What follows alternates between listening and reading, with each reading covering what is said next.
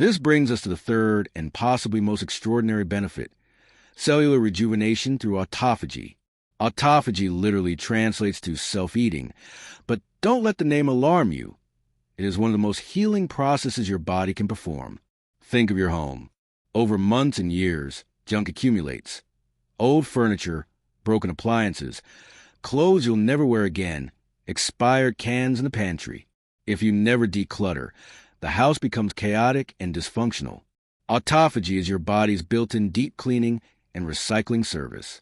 When you're constantly eating, cells are in growth and storage mode, too busy dealing with incoming material to clean house. The moment meaningful fasting begins and no new resources arrive from the outside, the body shifts focus inward.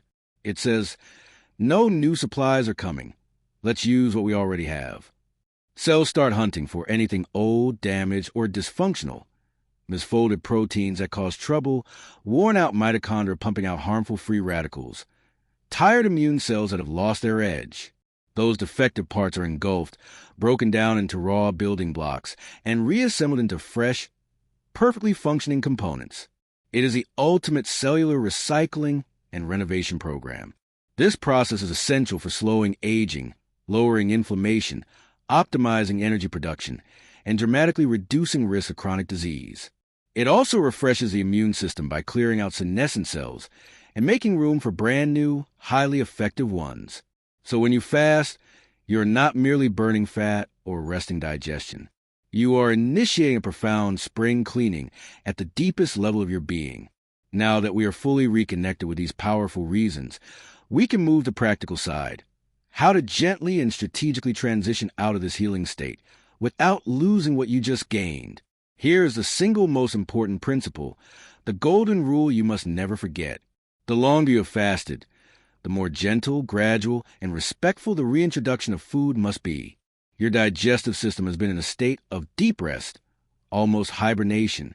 You wouldn't wake a sleeping child by screaming and shaking them. You would speak softly, touch lightly, and let them come back to the world slowly. Treat your gut with the same tenderness.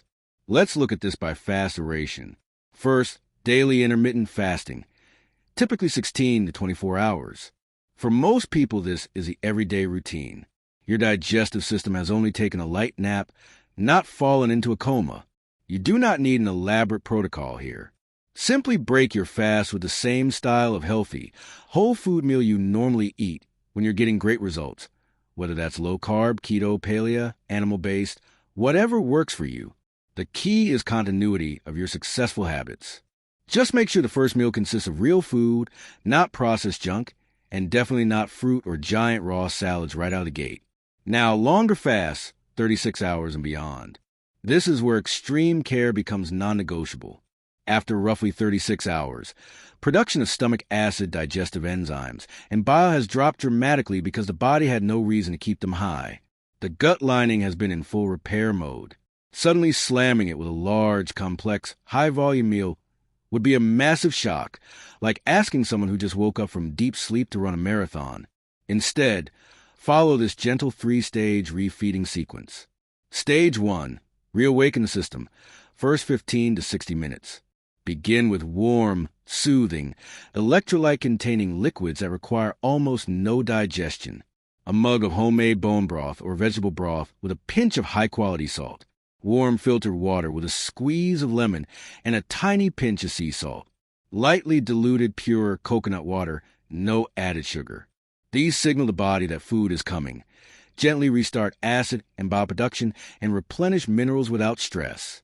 Stage 2, the most crucial first real food, 30 to 120 minutes later. Your very first solid bites must come from the fat plus protein category. This is a category that keeps blood sugar and insulin stable while raising glucagon, the hormone that opposes insulin and encourages continued fat burning. Excellent choices. Half or a whole avocado sprinkled with sea salt. 1 or 2 soft-boiled or hard-boiled pastured eggs. A small portion of fatty fish, wild salmon, sardines, mackerel. A tablespoon of coconut oil or MCT oil stirred into herbal tea. A small handful of macadamia nuts or olives. Stage 3, gradually add fiber and probiotics, a few hours later or the next meal. Now you may introduce lightly cooked or steamed non-starchy vegetables, fermented foods, sauerkraut, kimchi, kefir, and only at this point a modest amount of low-sugar berries if desired. The two widely praised healthy foods you must absolutely avoid as your first bites, no matter how clean they seem. Any fruit or fruit-based smoothie, even green ones. Fructose floods the liver and can cause a sharp insulin response after prolonged fast. Large raw salads. Excessive raw fiber irritates the digestive system that has been at rest and commonly leads to bloating, cramping, and discomfort. Save big salads and moderate fruit for stage 3, or, better yet, the following day. Follow this exact sequence, and you will emerge from every fast feeling light, clear-headed, and deeply energized instead of heavy, bloated, and suddenly ravenous again. More importantly, you will preserve autophagy, protect insulin sensitivity, and secure every ounce of healing your discipline just earned. You put in the effort to fast. Now honor that effort with an equally thoughtful, gentle refeed. Your body will repay you with faster fat loss, steady energy, and levels of health you didn't think were possible. Improperly slamming food back into your system after an extended fast can create real chaos inside your body, sharp digestive distress, severe bloating, cramping, nausea, and overall sense that you've just damaged something you spent days carefully repairing. After a 36-hour fast, you already have to be thoughtful and treat the reentry with respect, like landing an aircraft smoothly instead of crashing it onto the runway. But when you move into true multi-day fasts, 3 days for days, 5 days, or longer, a careful, deliberate, almost ceremonial plan stops being optional and becomes absolutely mandatory. At that point, your entire digestive system has gone into a profound state of dormancy. Stomach acid production has dropped to almost nothing. Digestive enzymes are barely trickling. Bile secretion has slowed to a crawl. Your gut lining has been in full reconstruction mode for days. One reckless, oversized, or poorly chosen meal can deliver a genuine metabolic shock. That is why the golden rule we've been repeating, the longer the fast, the gentler the refeed, now becomes sacred law. You do not simply start eating again. You ease food back in extremely gradually, over many hours, and sometimes across an entire additional day or two. You are giving your digestive tract the same kind of warm-up period a professional singer gives their voice before a concert or an elite athlete give their body before competition. Everything has to come back online slowly, safely, and in the correct order. You can be meticulously fasting 16, 18, or even a full 24 hours, believing you're burning fat and repairing your body, yet that very first mouthful, when you finally eat, has the power to wipe out almost everything you just achieved. You've heard everywhere, when your fast ends, just have a healthy meal. That's all that matters. Sounds reasonable. It isn't. That advice is not only incorrect, it can actually harm the results you're working so hard for. The real key to your success is not the length of the fast itself. It is precisely how you choose to end it. And here's what will shock most people. Even if you reach for something that is universally considered healthy, a fruit smoothie, a huge bowl of greens, you can trigger a sudden insulin surge that immediately shuts fat burning off like flipping a switch. That is exactly why, in this message, I'm going to walk you through a gentle, carefully designed 3-stage process for coming out of fast the right way. I'll start by showing you the specific foods that safely wake your digestive system from its rest. Then I'll reveal the single most critical food group you must begin with. And I'll also expose 2 foods that everyone thinks are perfect choices, yet must be completely avoided as your first bites. If you've ever broken a fast and suddenly felt starving again minutes later, or your progress seems to have hit a brick wall for no apparent reason, stay with me. What you're about to learn will change everything. Before we jump into the exact method, we first have to pause and reconnect with the deeper reasons we fast in the first place. The way you finish a fast should flow directly from the purpose that made you start it. This is not merely about running out of timer or going without food. It is about respectfully closing a complete cycle of restoration and healing. For most of us, especially as the years go by and we grow wiser about our bodies, our motivation falls into 3 profound, beautifully linked categories. Let's begin with the first and most common driver: restoring blood sugar balance and finally releasing stored body fat. Many of us have noticed that dropping weight isn't as straightforward as it once was. Perhaps your doctor has used terms like prediabetes or insulin resistance, and you're searching for a natural, sustainable way to regain control. This is where fasting reveals its true power. Let me paint a picture for you. Picture every single cell in your body as a tiny house with a locked front door. Floating in your bloodstream is glucose, the pure energy your cells desperately need to function. To let that glucose inside, a key is required. That key is the hormone insulin. When we eat, especially carbohydrates and sugars, the pancreas releases insulin. The key travels through the blood, reaches the cell doors, unlocks them, and glucose rushes in to be burned for energy. It's an exquisite, divinely designed system. But after years of the modern way of eating, constant processed foods, breads, pastas, sweetened drinks, we demand that key far too often. Breakfast, mid-morning snack, lunch, afternoon snack, dinner, late-night bite. The pancreas never gets a rest. It keeps churning out keys. Eventually, the locks on those cell doors become worn, rusty, and unresponsive. This is insulin resistance. The pancreas senses glucose isn't getting inside, so it panics and pumps out even more insulin, more keys frantically jiggling locks that barely turn. Now you have dangerously high levels of both glucose and insulin circulating. Cells are starving for energy, leaving you exhausted and foggy, yet the body is swimming in fuel it can't use. What happens to the excess? It gets stored as fat, especially around the abdomen. That stubborn belly fat so many of us battle is often the clearest visible symptom of insulin resistance. This is a road that leads straight to type 2 diabetes. Fasting steps in like giving the overworked locksmith a long, peaceful vacation. When you stop eating for an extended period, you stop calling for the key. Insulin finally drops to baseline. In that quiet, the tired locks get cleaned, repaired, and restored to full sensitivity. When you do eventually eat again, only a small, normal amount of insulin is needed to open the doors. The body relearns efficiency. Fat stores finally become accessible for energy. This is why fasting can be so remarkably effective at reversing insulin resistance, stabilizing blood sugar, and melting the fat that diet and exercise alone couldn't touch. It's not deprivation, it's restoration. Now let's move to the second transformative gift fasting offers: true healing of the digestive tract. Your gut works harder than almost any other system in the body. From the moment food enters your mouth until waste leaves, it is constantly digesting, absorbing, filtering, and protecting you. Imagine the lining of your intestines as a super busy highway, incredibly thin, just one cell thick, yet vehicles are roaring down at 24 hours a day, 7 days a week. Every meal, every snack, every beverage is another wave of traffic. Over time, processed foods, chronic stress, medications, and environmental toxins act like reckless, speeding drivers. Potholes and cracks begin to appear. This damage is commonly called leaky gut. Tiny gaps form, allowing undigested food particles and toxins to leak into the bloodstream, triggering inflammation all over the body, joint pain, skin conditions, brain fog, autoimmune issues. The body is always trying to send repair crews to fix those cracks, but it's nearly impossible to patch a highway while traffic never stops. Fasting closes the highway completely.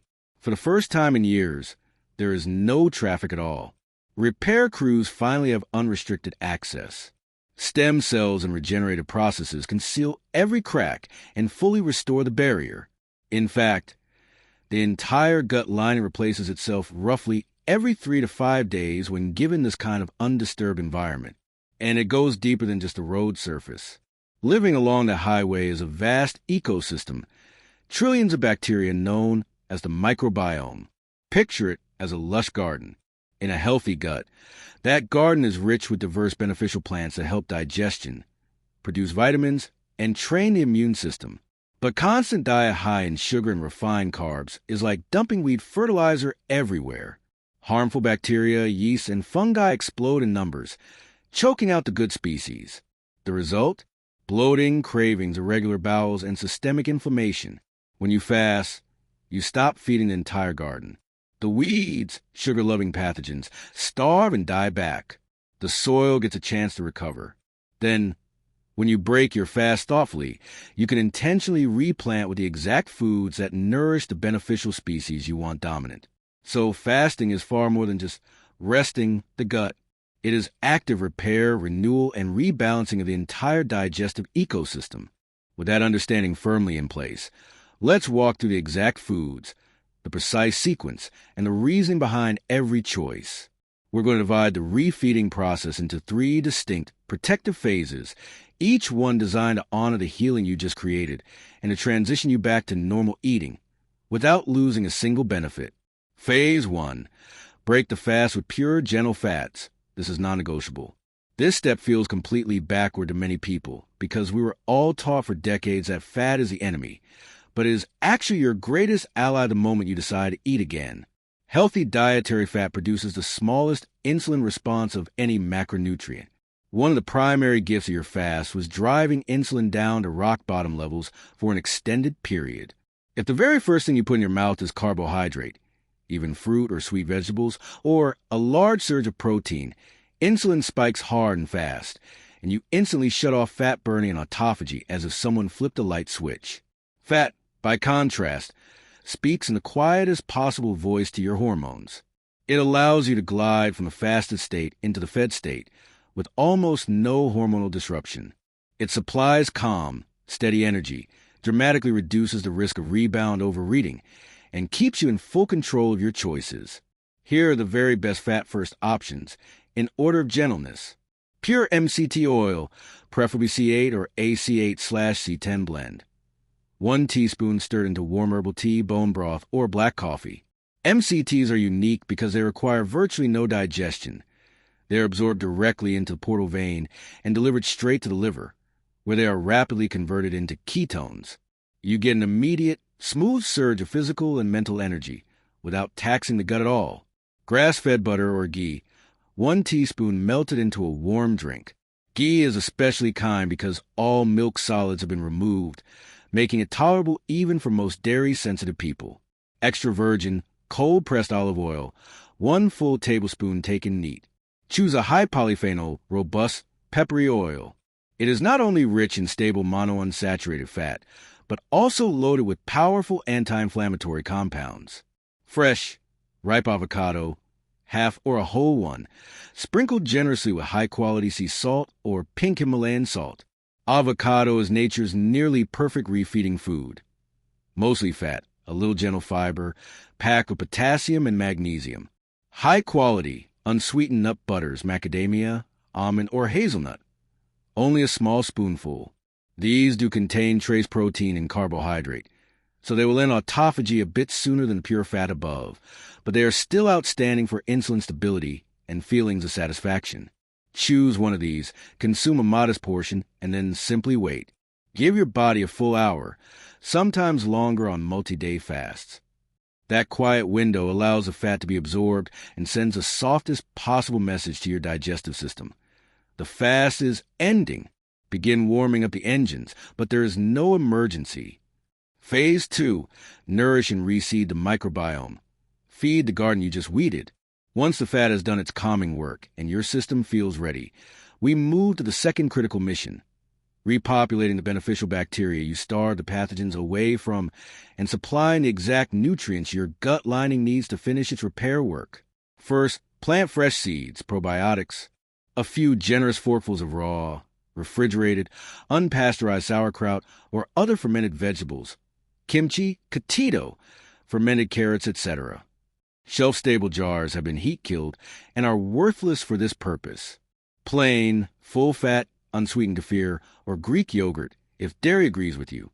The fat keeps everything gentle, and the live cultures go straight to work. Then, feed those new bacteria so they can colonize and thrive. Prebiotics plus gut-sealing nutrients.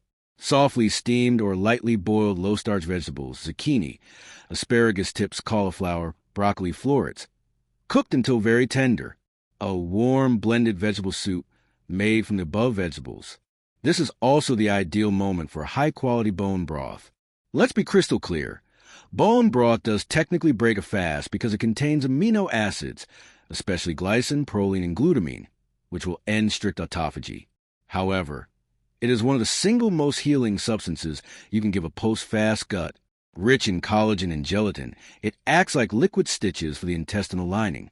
Sip 1 or 2 warm mugs slowly after your fermented food. Phase 3. Rebuild tissue and strength, high-quality protein plus complete meals. Only now, several hours later, often the next full meal, or even the following day on very long fasts. Is your digestive system truly prepared for more substantial food? Fasting was the demolition and cleansing phase.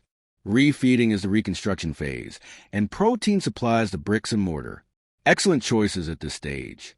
Pasture-raised eggs, prepared any gentle way, soft-boiled, poached, lightly scrambled in butter or ghee. Wild-caught fatty fish, salmon, sardines, mackerel, herring. Rich in protein and anti-inflammatory omega-3s.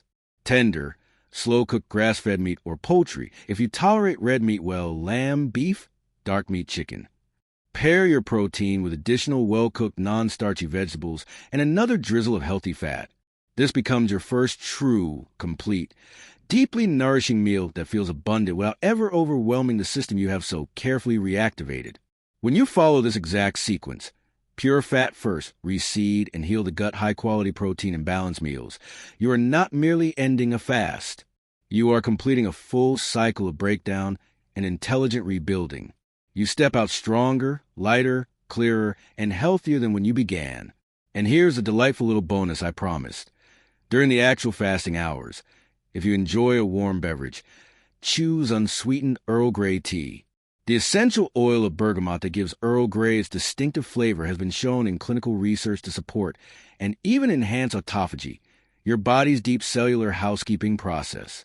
So while you're still fasting, you can lift your cup, smile quietly to yourself, and whisper, "Make it so." You now possess a complete, gentle, science-honoring roadmap for breaking any fast, no matter how long. This is not just a random list of foods. This is the difference between throwing away your hard-earned benefits and multiplying them many times over. Use it faithfully, and your body will reward you beyond anything you thought possible.